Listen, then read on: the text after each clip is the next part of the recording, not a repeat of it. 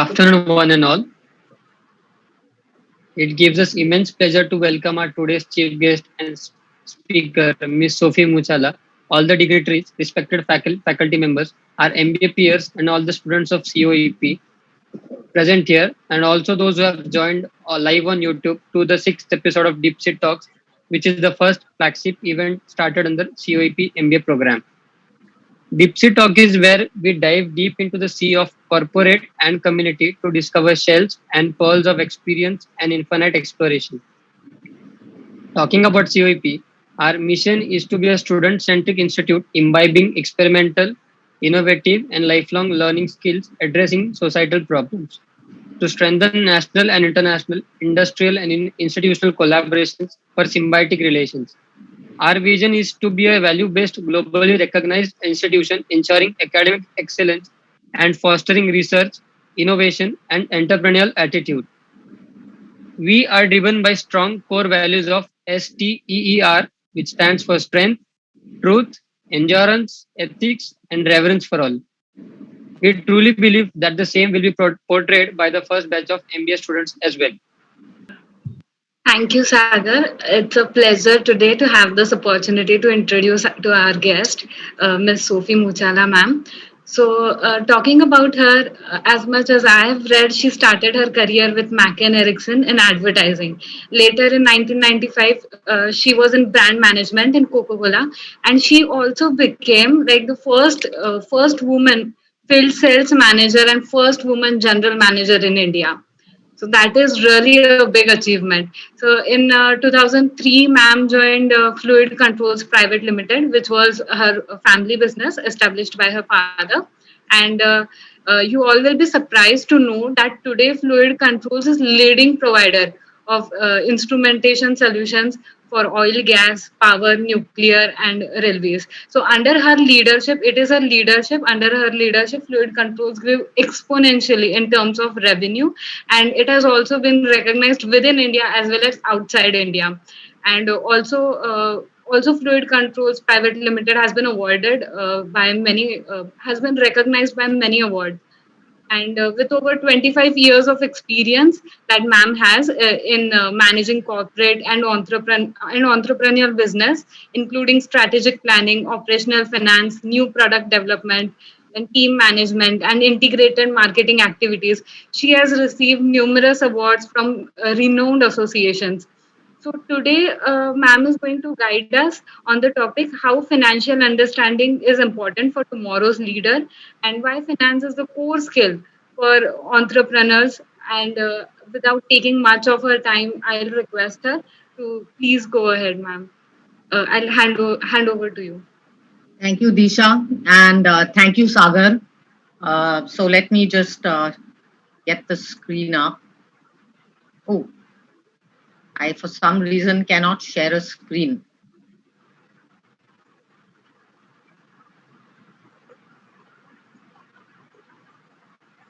I'm unable to share my screen, Shivam. Anyone with host login, please enable Madam as host. It says host has disabled participant screen sharing. Yes, but we have host login now from this talk, I believe. So just 1 minute.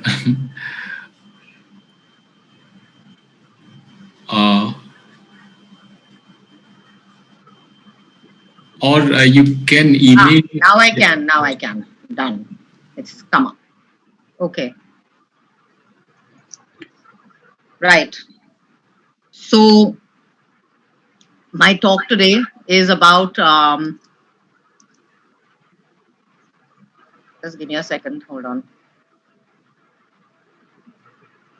This is frozen. Hold on a minute. Right. I'll get into the presentation itself. I hope you can see the screen. Sophie, it's not in. Yeah, now it's back. Yes. Yeah. So what I've been asked to talk about is financial understanding for tomorrow's leaders, and what I'm going to do is something slightly different because I think there is finance at a global level, and then there's finance which is important for all of you who are going to go out there and become entrepreneurs, or some of you will become entrepreneurs. So it's much more about operational finance, and I'll take you through what I mean by operational finance. Before I jump into the finance part, just a little bit about fluid controls.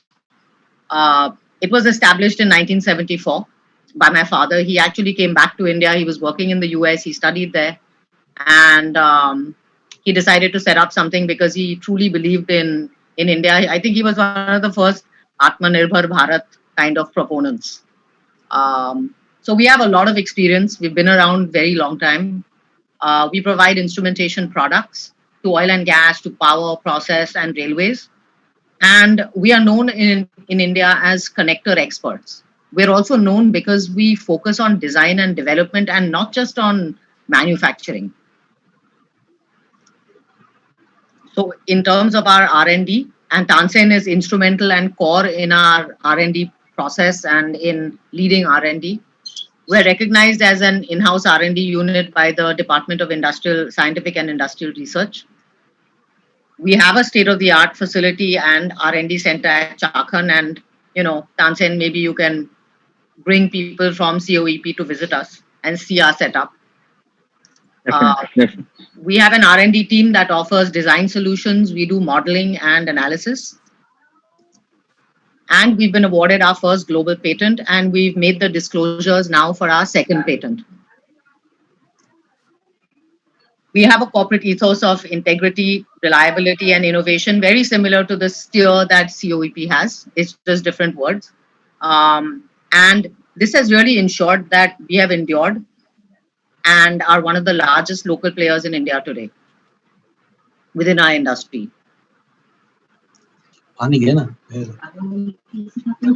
So getting into the meat of my presentation, what is finance? It represents money management and the process of acquiring funds. There are different kinds of finance, right? There is your personal finance, there is business finance, and there is public finance, which is government. We're going to talk specifically about business finance in this presentation. It's basically the raising and managing of funds by business organizations. So it's finance specific for entities. It involves planning, it involves analysis, and it involves control. And really there are two elements to finance in a company, right? There's the CFO or the finance head or the managing director, whatever you want to call them, who focus on profit planning or on loss curtailment, whichever, on forecasting, on budget, and on audit. And then there's the team. What does the team do? They handle the daily stuff, right? They do the receipts and the disbursement of payments, banking, tax, lots of tax in India, as you all know, so tax important. The team, what they do is they put together reports.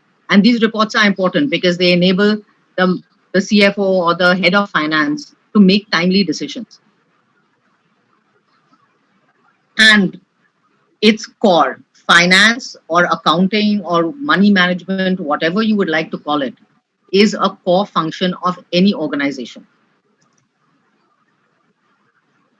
Moving back a bit, right? Why do entrepreneurs set up businesses? They set up businesses to follow their passion. You have a passion, you have an idea, you want to do it. And to make a profit, right? No one's going to start a business to make a loss. So understanding finance or money management is a core skill because it is directly linked to one of the goals that you have when you set up a company. It enables ideas to become reality. Without money, an idea will remain an idea. And it enables the reality to grow and prosper. But, it's sometimes a black box, right? We have an evolving world. Evolving world leads to complexity. What was simple, 50 years ago is now quite complex. And complexity means a lot of theory, a lot of jargon. You guys are all in MBA programs. You're reading all these big finance textbooks, etc., etc. Okay, and what happens with all of this is that jargon means that you don't understand stuff. I love emojis. This is a very telling emoji. So you need to demystify what finance is about, right? We need to get down to the core of what you need in order to run your business. First of all, you have to understand your business. The second thing is you have to simplify it. Forget all the terms and the jargon. Focus on the basics. It's about money in your company, money out of the company, right? You sell something, money comes in, you pay for some stuff, your material, etc., to make your product, the money goes out. And it's about figuring out if there are gaps between the money coming in and the money going out. And that's really where banking comes into the picture, right? Your bankers basically step in to bridge the gap. And it's about using analysis, planning, and budgeting to avoid pitfalls. And there will be pitfalls. There are always good times and bad times. It's all about a cycle. And really, analysis, planning, and budgeting enables companies to get through the hard times successfully. And really, as you start your enterprise, it is all about operational finance. So what's operational finance? It's not number crunching. It's about understanding your organization and how it works. It ensures that business activities are in line with the goals of the organization, and it involves a firm grasp of cash flow, right? So it's not about a balance sheet and it's not about ratio analysis. It's really about understanding your profit and loss account. And it's also about understanding cash flow. What's cash flow? It's the movement of money inside and outside of a business, right? There's an operating cash flow. There's an investing cash flow. So if you've got extra money, you can put it and invest it and make some money on your money. And it's about financing cash flow, which is the amount that you need to be able to invest. We're talking about operating cash flow here.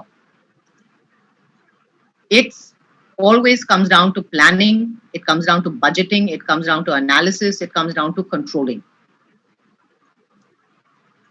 And there's a very clear cycle, right? It's cyclical. Cash comes in, you pay your suppliers, you pay your employees, they make the goods and services, you sell them, okay, again the cash comes in. So it's a cycle.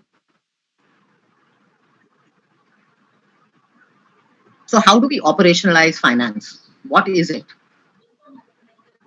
First, you set up a company business plan, right? We need to have goals. It can be a short-term goal of 1 year, long-term goal of 5 years, long-term goal of 3 years. Different companies do different kinds of planning. But a plan is always important. Based on these goals, put in place plans to achieve the goals, right? And these will be plans from a financial perspective. So there would be customers. If they are target customers, what's the revenue these customers are going to bring? There could be product development goals. There could be capital expenditure goals. Whatever. I mean, in fluid controls, for instance, we even have goals for recruitment. How many people we'd like to recruit, where they're going to be coming from, which function they'd be in, how much is the estimated cost. Work out a solid pricing for the products.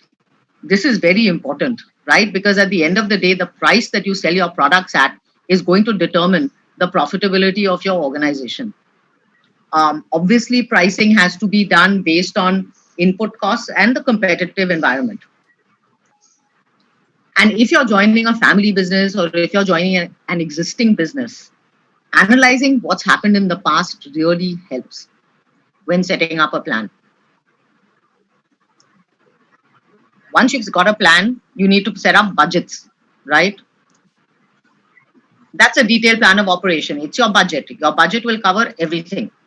It's tea and coffee that you're going to serve to in your office or your plant, to raw material purchase, to purchase of a machine. Nothing is too small to be budgeted.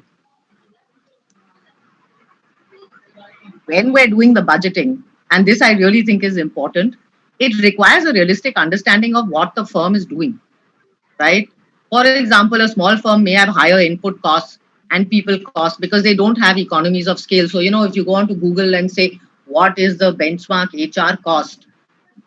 It may not work for you because you're a tiny little organization when you start with.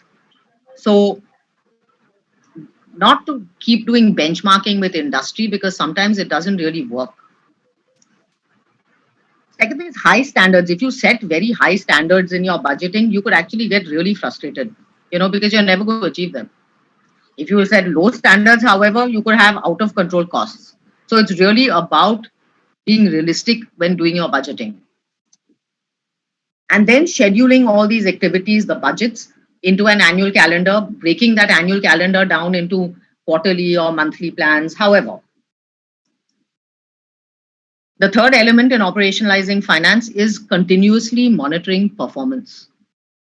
It's one thing to put a plan, but you need to know whether you're on track or not, right? So there's daily and weekly things that you can do. There are monthly activities, and then there are quarterly activities to do in terms of tracking. So what is a daily monitoring like, right? It's a morning huddle with your finance or accounts team. You plan the tasks for the day. You can monitor your cash. Need to make sure there's money in the bank, right? If you have bank funding, check and make sure your utilization of your bank funding is in place and schedule the payments for the day. Then there's the weekly monitoring. On a weekly basis, are your sales on track? Are you dispatching on track? Right? Are you booking orders? At the end of the day, no order, no dispatch. Have customer payments come in as planned. Think about that cash flow cycle. Money has to come in for money to go out. Is there a need for some senior person in the company to actually intervene to collect payments? A lot of customers don't like paying, so you need to chase them sometimes, and maybe at a more senior level, chasing helps sometimes. Review the spends against the budgets. Are there any unforeseen or unplanned expenses? Is there a need to recalibrate, right? Is there a crisis looming? Are there additional funds which you can invest out in fixed deposits or whatever? The fourth thing is management information systems and audit. An operational monthly MIS is important, right? It gives the management all the information they need to be able to make decisions. It can cover revenue, manufacturing parameters, inventory, or any other metrics that are important to the organization. And then there is a monthly financial MIS, which would cover really your spends, budgets versus actuals, your receivables from customers, your payables to vendors, the profit and loss account for the month. And then there is a external audit, quarterly external audit or a half-yearly external audit. And an external audit is actually an important aspect of a company's operations because it's a third person coming in and looking at what you're doing. So they bring a professional perspective because chartered accountants, your chartered accountant is a CA. They are trained in doing audit and, accounting. And they can actually point out where you're going wrong or gaps. And in some cases, they can also point out, because they're looking at it a bit removed, where you can save costs. A chartered accountant can be extremely proactive. Ultimately, why do we want all of this MIS and audit? It's so that you get timely information, because timely information is key to good decision making. Just some tips, right?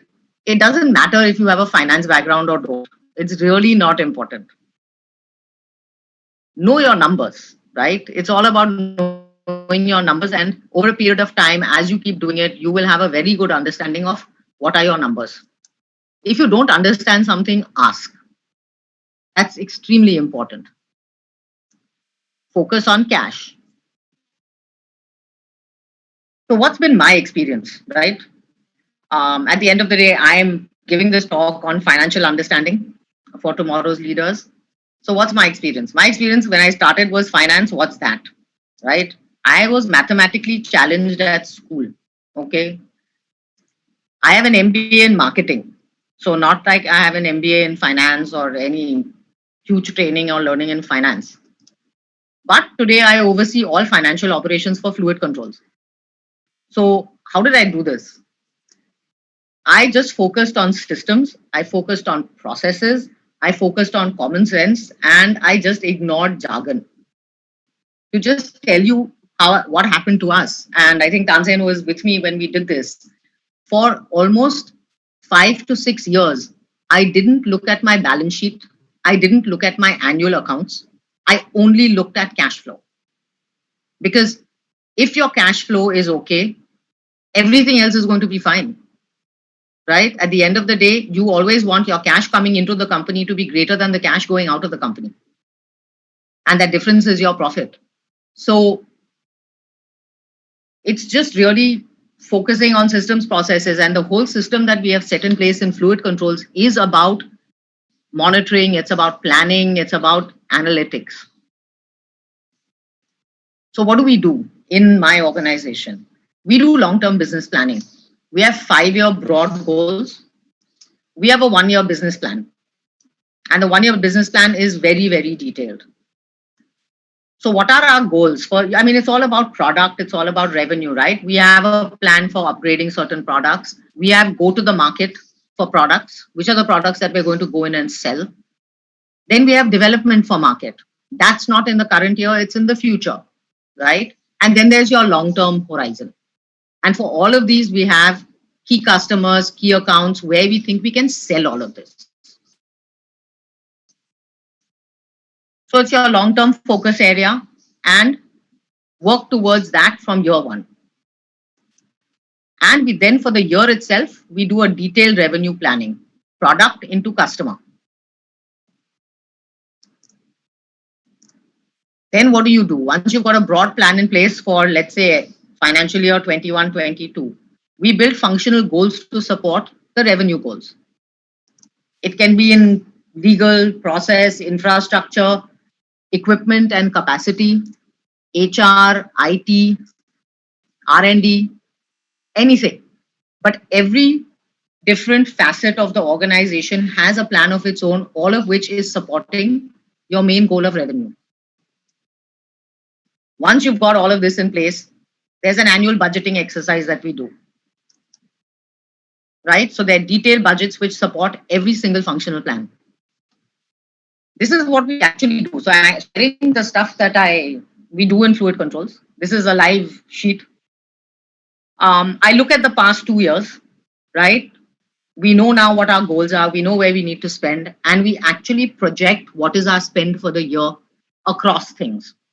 So this is just a sample. I mean, factory general would cover things like, the factory people traveling, the payments to vendors,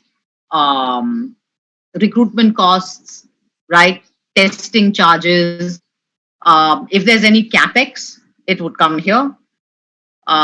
If we're planning to do some certification, like for instance, ISO certification or any other certification, those costs are built in. What are the HR initiatives we're planning to do for the year, right? Office is all the office staff expenses, your tea and coffee and whatever.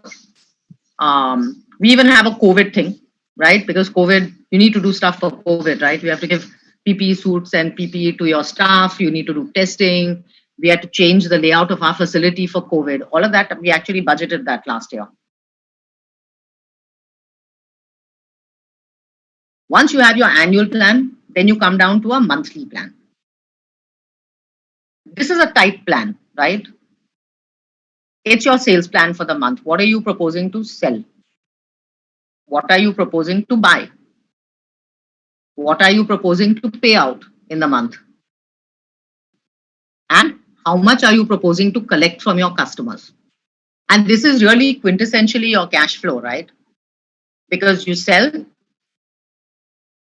you collect, you have to buy, you have to pay. And it always comes back to the cycle of cash.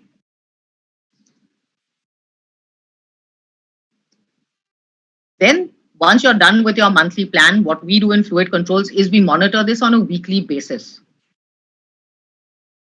So this is kind of what we do, right?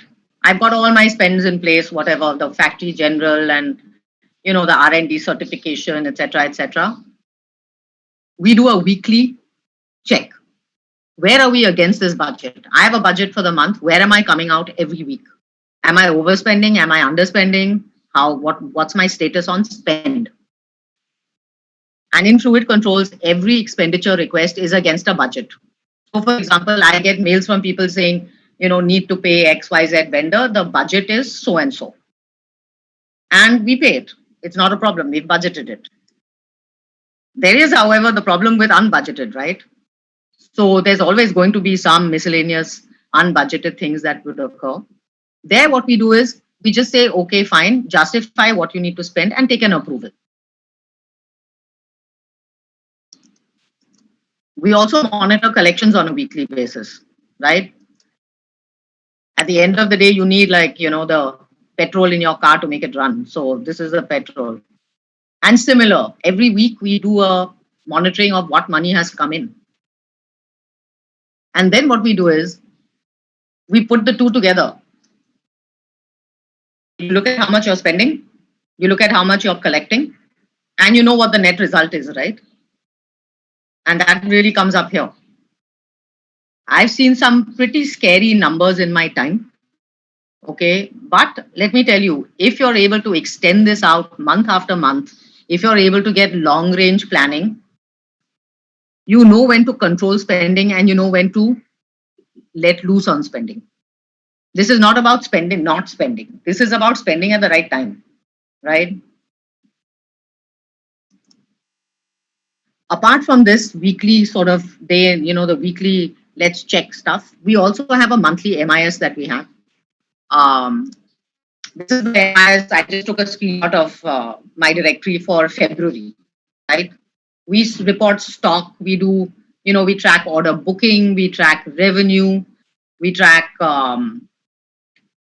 what we've made in a month, how many numbers of things, MIS that comes in. So the MIS is very broad ranging. And what this MIS really does for the senior management in fluid controls is you can then start looking at these numbers to see if there's anything going out of whack. Is there anything that needs to be corrected? Okay, or it could be a very positive story as well, right? Have we done so well that we've got such a lot of money that let's go and spend something on a company get together, right? Or let us kind of redecorate our office. So it could go either way. And then there is financial MIS, where we get very, very detailed. So we've actually broken down our business into a number of cost centers or profit centers, however you want to call it, where I look at the month, we look at the last year, and we look at the target to see where we are. Always important to benchmark against something. Okay. Also look at order booking summary. How many orders have we booked? Because if you don't book, you're not going to have stuff to sell. The monthly financial MIS also is the profit and loss account. And we do, for the cost centers that we have, we do a sort of a financial P&L up to EBITDA level. Most of all this MIS, by the way, for us at least, is reported by the 15th of the month. So there's a 15-day lag from the month ending, but it's useful.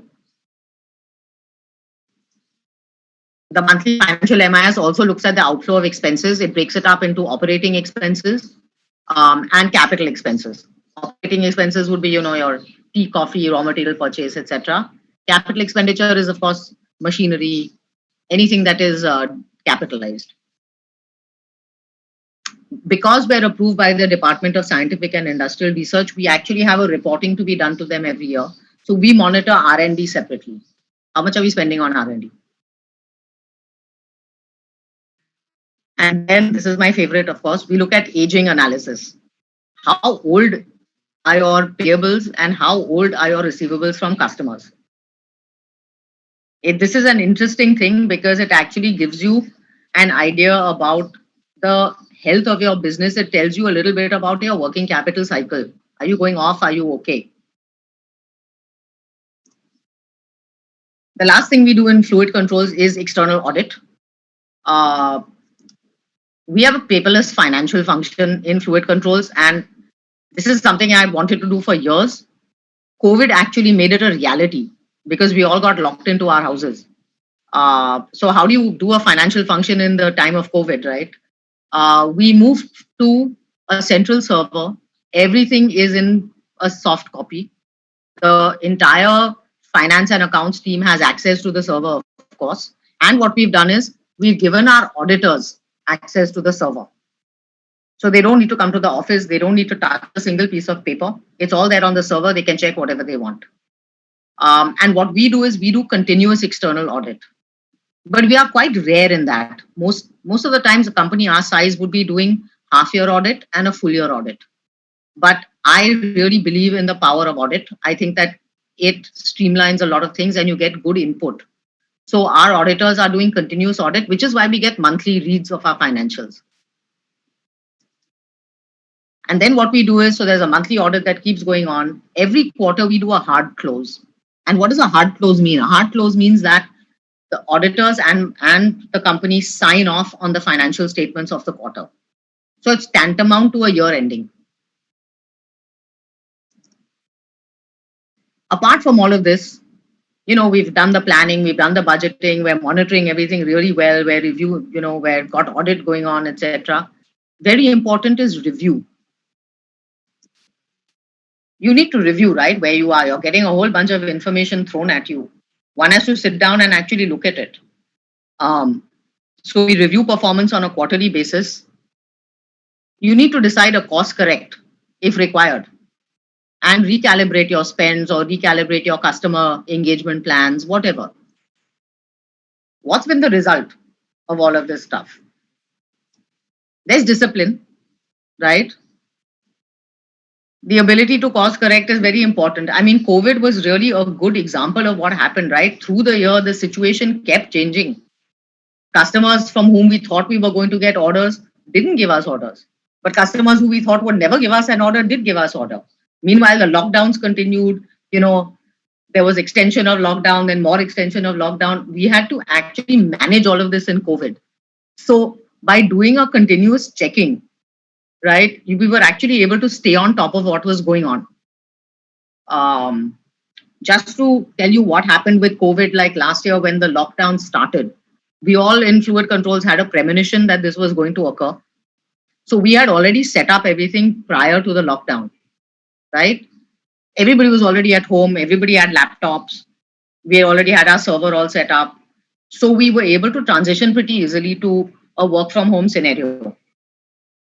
Of course, my Bombay office, by the way, is still working from home, poor things, right? They've never managed to make it to the office because there's no public transport really in Bombay. But I think you need to have it in your mind that you set a plan, but you need to be able to shift it, right? What I say at the beginning of the year is never going to be what I finally land up with at the end of the year. There's always going to be some differences. We also got control on order booking. We got control on revenue. We got control on our spends. We're focused on achieving our goals. And the net result is we're a profitable company, despite COVID, I might add, which has been challenging for everyone. So just to summarize, right? Just understand your business, simplify everything. Think about the fact that finance is core. If you can manage your personal finances, anybody can manage a company's finance. It's the same thing at a different level. Cash is king and queen. Plan well, plan in detail. They say the devil is in the detail. It's really true. Analyze, monitor, and control. Most importantly, I would say, is follow your passion. Because if you're passionate about what you do, all of this other stuff will come to you. Thank you.